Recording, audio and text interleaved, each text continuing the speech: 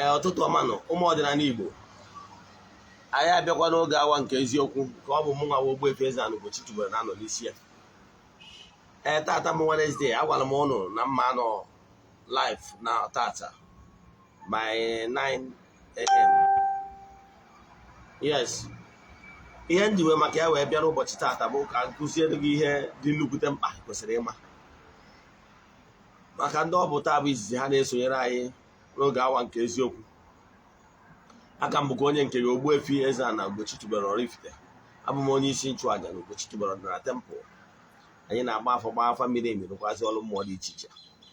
Abụkwazị m onye isi nchụaja na ọdịnala restoration prayer ministry, bụrụkwazị onye mgbasa ozi ọdịnala Igbo. My mission is to help people live better life. N'oge awa nke eziokwu n'ụbọchị taa, o nwere ihe kpatara anyị ji wee bịa n'ụtụtụ a. Anyị ga-anọkwu ya na mgbede ebe 8 nke abalị taa, mana nke ụtụtụ a ihe anyị ji maka ya wee bịa bụ ihe niile ị kwesịrị ịma gbasara ndị mmiri, ihe ndị mmiri na-asọ. Ọ bụrụ na ị bụ onye enwe link with the water element, gee ntị ma gee ntị nke ọma, ọnya ka anyị ji bịa. Ma bifo anyị gaa n'iru, echefuna na aja anyị na-achụ kwa ọnwa nke ọnwa Ọktoba ga-ebido echi.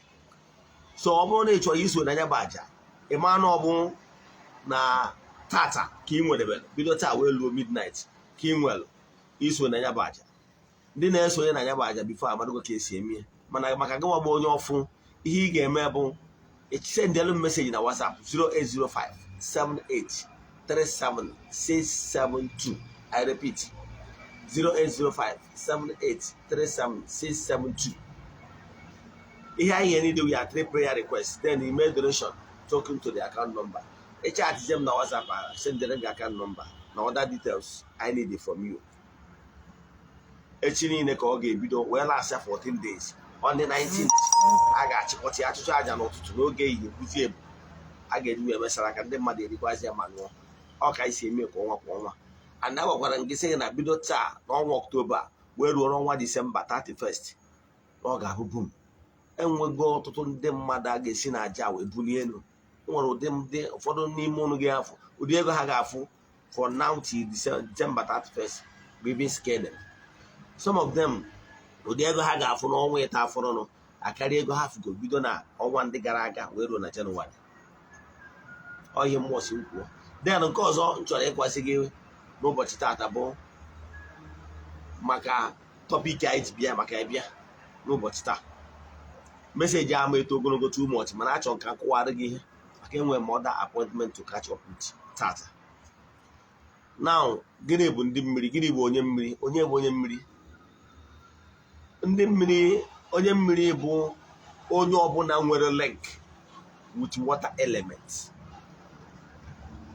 Onye ọbụla nwere link with water element. Then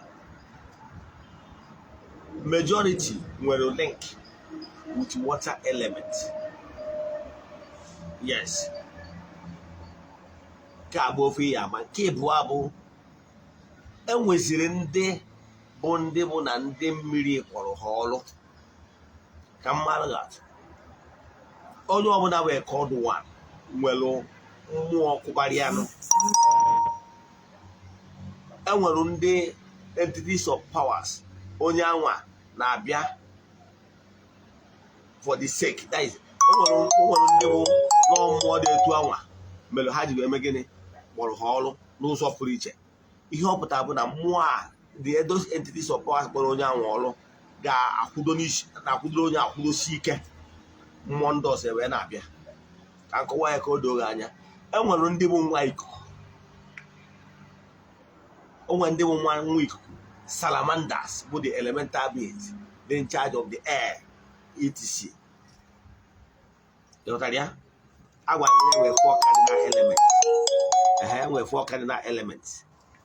Those 4 cardinal elements, the sun, the light, the fire elements, all together, including the sun, the moon, the stars. Then where the water elements. Then where the air elements, where the land elements. Ndị a niile or 4 female, 2 male elements and the 2 female elements make it up that 4 elements. Now, when I was in more elements, only cardinal mmiri here based the person's activity and zodiacs. I have a daughter working at one zodiac signs. But then they call on the neighborhood, then when more Kubaronia, or when they week.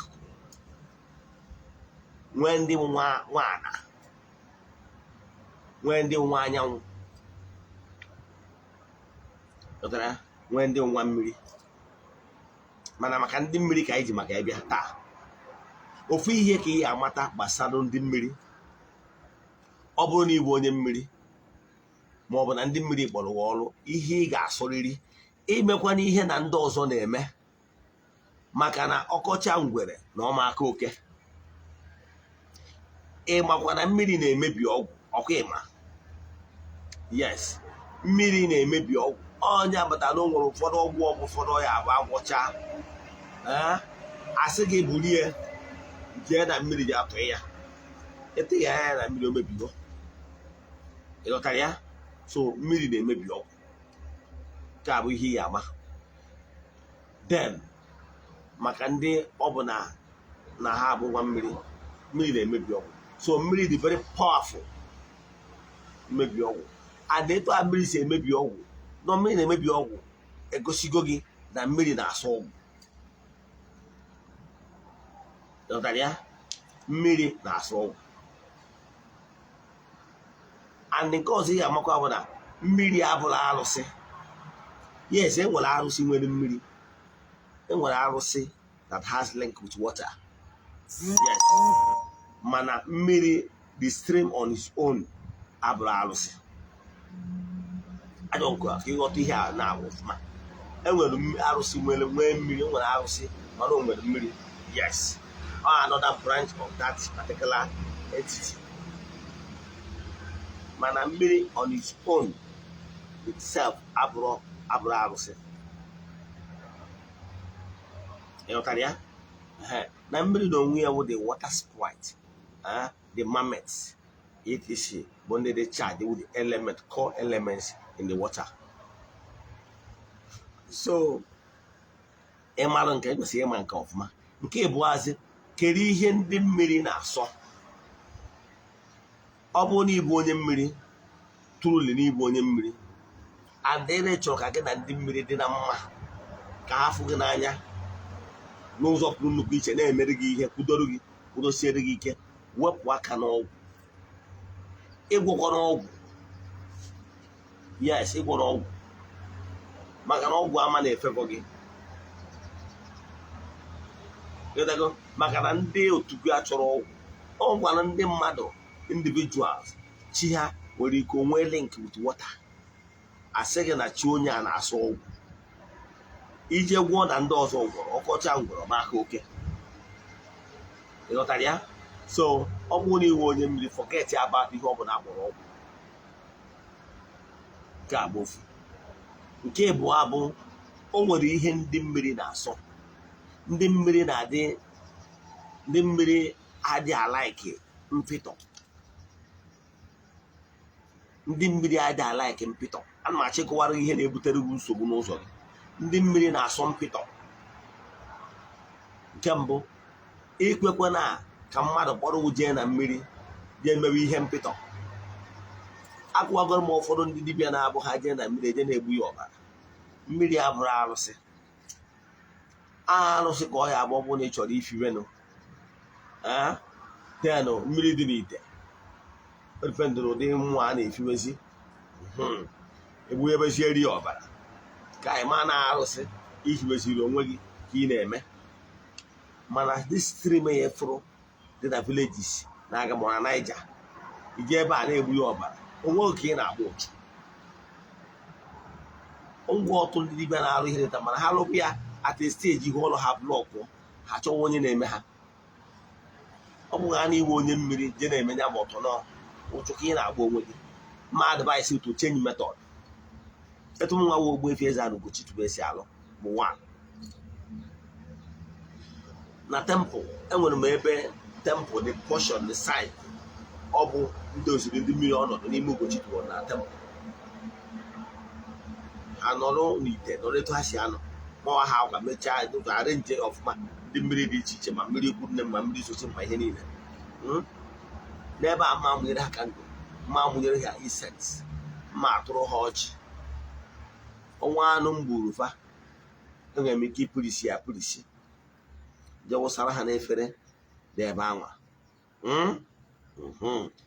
mana ihe mmee ma egbu ihe mmee n'ihu ha akwa white a mụọra ha will remain white meje were ọkụkọ maọbụ eburu ma ihe ọbụla jee bunyewe n'ebe tebụl n'ebe ndọbara ndị mmiri ọnụ ha na-asọ mpịtọ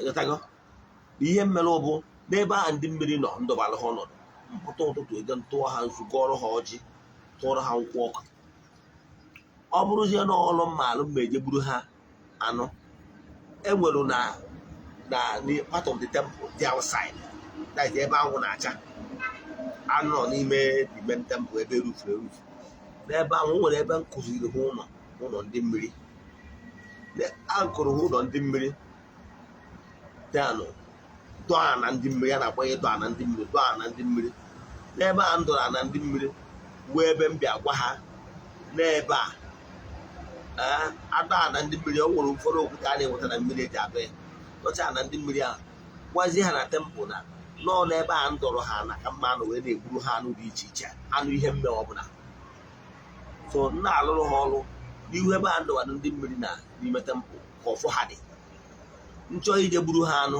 ewere m date ọfọ ha nwa jebe n'ilo ebe ahụ ndọrọ na ndị mmiri ka mmadụ gburu ha anụ ịghọtara ya otu a ka m si eme ya den ọ bụrụ na njewe na mmiri na example na-alụ mmadụ ọrụ mmiri ihe na-eyuzu ofu ewu na ofu ebu yes reason bụ na ewu bụ ihe eji esili ihe ọbụla any agreement ọbụla emere n'ala Igbo ewu ka eji esili kpata na ọ bụgoro na igoro ana igbu ha anaghị ewu adịghị rivers ya famili igoro ana enwere ike ịpụta echi si ka ha refund ego nke ha gburukwa ala ma ọ bụ that family ma ọ bụ na ị na-agba nkwụ nwaanyị dati ewu ahụ ị na-enye famili nwe nwa ewu ahụ egbugha anya ndị ichie esogome gịnị keta oke bịa witness na ife inwe na oji bịafọ dati ewu a dị very important so m na-arụ ọrụ mmiri ofu ewu ahụ ya dị ya ewu ahụ ewu na-enye ndị mmiri ndị esilo ya bụ agreement anwa na nkwekọrịta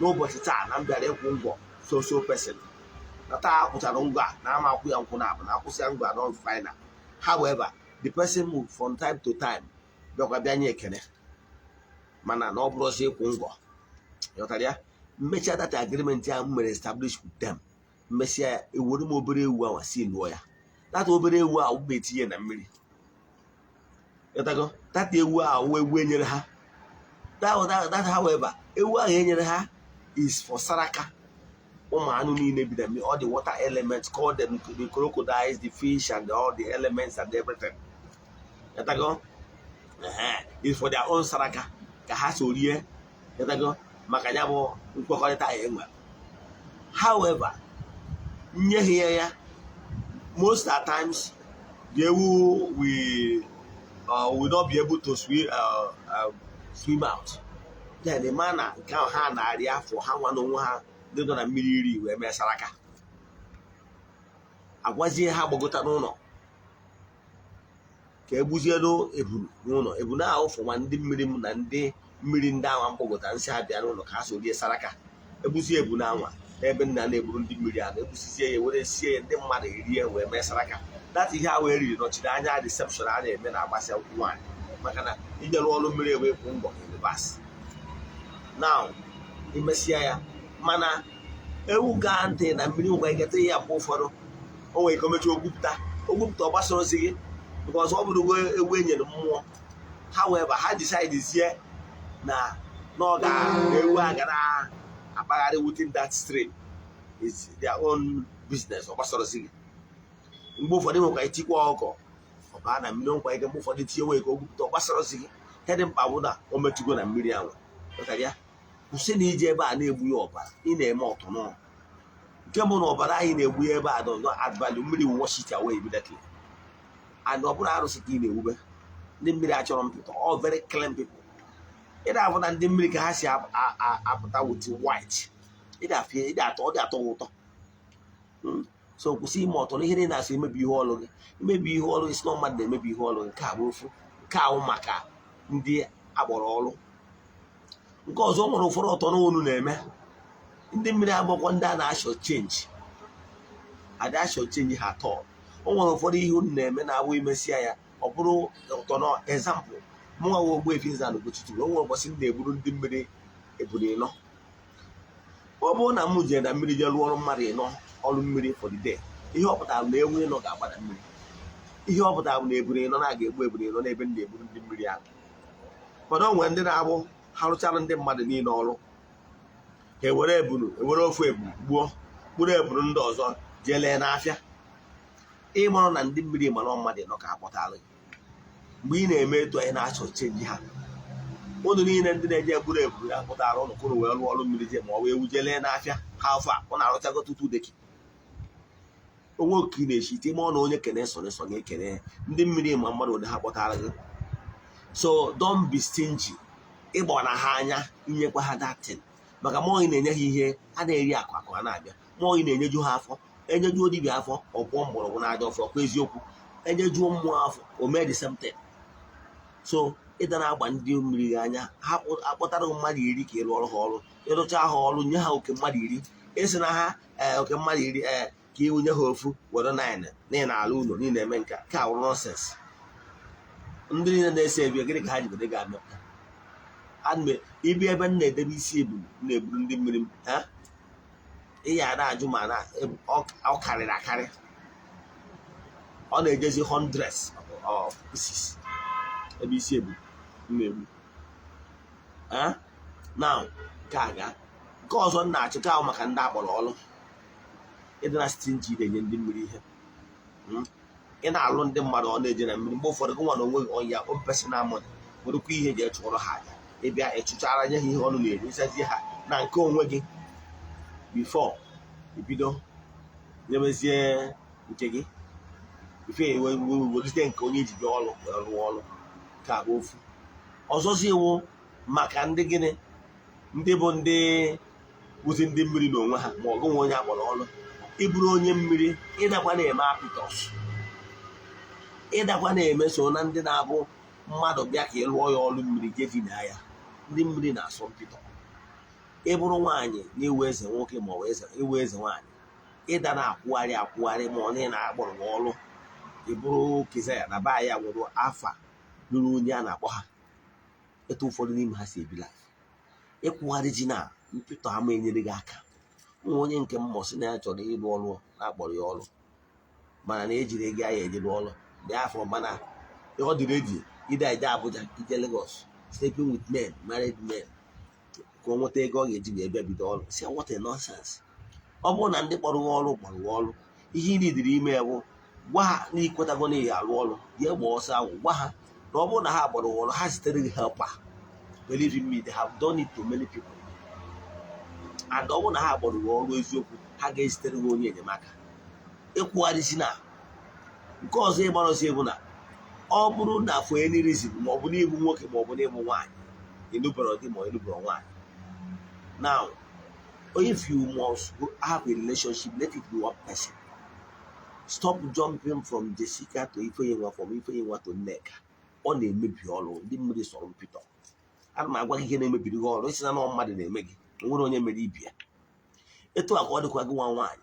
Isi na mmadụ bịa ka ya lụọ ọrụ ya ọrụ, ị na-eme na the guy dị handsome, ka ịdị na ya ọ na-agbara ihu ọrụ mmadụ. Minus that one, ịda na-ajọ mpụ. If you must have a relation, let it be one person. Let ya ndị mmiri marụ n'onye a. Even before I got married, if I must date somebody for any reason, now then I must tell all my age-mates. Nekwado onye na-etu a na mụ na ya na-adịkwa na mma na mụ na ya na-ayịkwa. Ọ bụrụ na onye nwakwa onye nwaanyị mmanụ na mee ka ọ pụta ihe. Ọ bụrụ na ọ bụrụ ya to your tent, O Israel, onye ọ na-aza afa nne ya. Now my age-mates will man onye a. And if for any reason, enwere reason for you change another person, then you must tell them why this one ended. Yes, and why this one will end, and why it is sure in where the placement. But over in a date at the same time, or it will spoil your work. Because mmiri achọrọ onye akpatalụ na na-enụrụ di goro n'elu ụwa ma ọ na-enụrụ nwaanyị isetụrụ nwaanyị mmiri ma ọ dị mmiri gị ọ ga na-adị jealous. Ịghọtara ya? Ọ ga-adị jealous because all disrespectful. Ị gwara ya,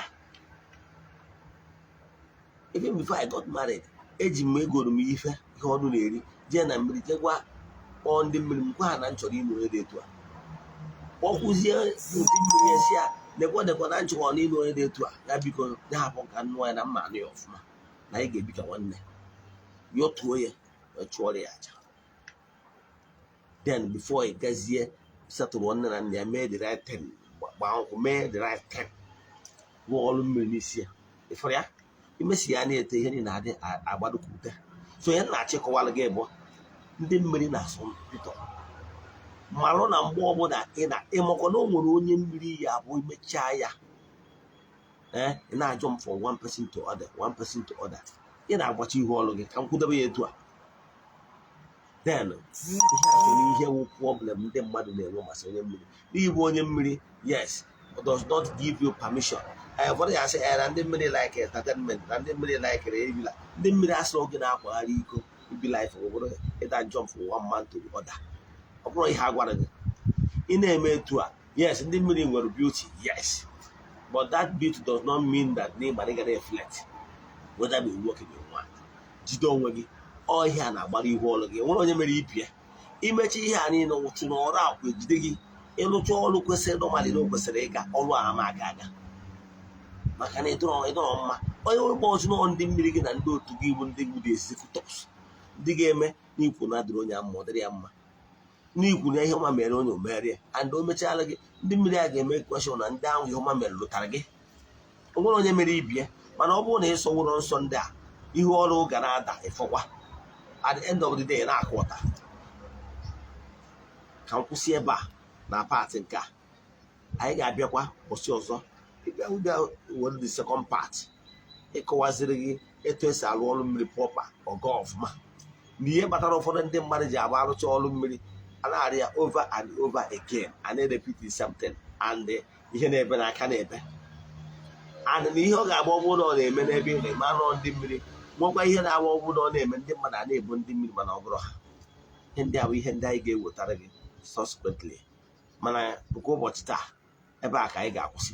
Inwe ajụjụ na nkụzi a nkụziri ma ọ bụ na ihe nkụzigoro gboo ma ọ bụ ihe ọbụla na-agbagwoju anya n'ọdịnala Igbo ma ọ bụ na ịchọ ka agbara gị afa miri emi, send them message na WhatsApp 08057837672. Ihe ị ga-eme wụ na-echa vidio a share ya difference and well-wishers gị ka ife ọma luo ha aka. Ya gazienụ n'ọfọ. See you na mgbede by 8 p.m. as usual. Ya gazienụ.